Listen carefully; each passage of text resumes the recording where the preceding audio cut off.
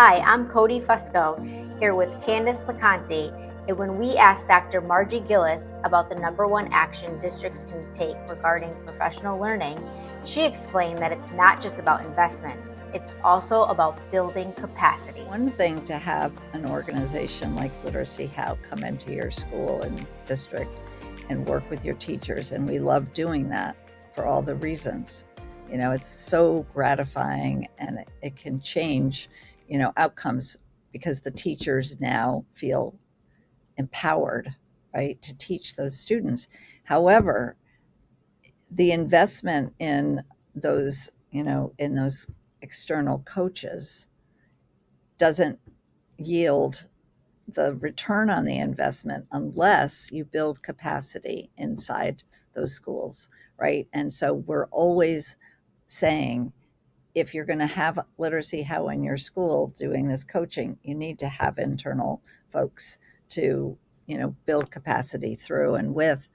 And those internal coaches work closely with us, ideally, so that they can, some of them have good background knowledge, but some of them don't know the science of reading and structured literacies as well as they should.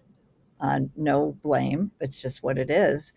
In addition to that, they may not have experience working with adults. So you have to have both to be a coach, right? You have to have the knowledge and the experience with kids and teaching, but you also have to know how to work with adult learners. And that's a totally different skill set. Candace, as I worked in other districts and schools, something that always came up was time. I would hear lots of teachers, even administrators, bring up time.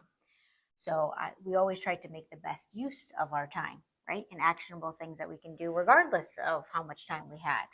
One thing that really worked well was, as a literacy facilitator, I would provide coverage for grade level partners so that they can go and observe their grade level colleagues, which worked phenomenally. We also would try to video record lessons as much as possible, and then we can capture those on our schools or district's Google Drive, and they can be used as a resource at any point. Wow.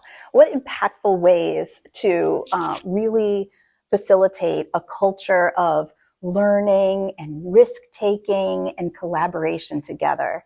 That kind of professional learning can be ongoing and sustainable. And I think it really speaks to that piece that Dr. Gillis was talking about, where it's not only empowering teachers with the science of reading that's going to impact their practice, but it's also working with adults as learners and collaborators. Research has shown when schools design and implement ongoing professional learning well, it has the power to strengthen practice and improve student learning. And it was great to hear that Dr. Gillis found this to be true across K-3 classrooms in Connecticut. I think teaching is one of the most important professions. I think it's right up there with medicine, a medical position, right? Doctor, nurse, whatever. But it's, unfortunately, teachers don't get the support that they need. And I've just put a plug in because teachers are amazing. The fact that they're committing a career to helping kids, and that's 99.9% of them really care about children. We have to think about how important it is to support them, and whatever that takes. If you don't have that support as a teacher, especially in these challenging times that we live in, you're going to lose good people.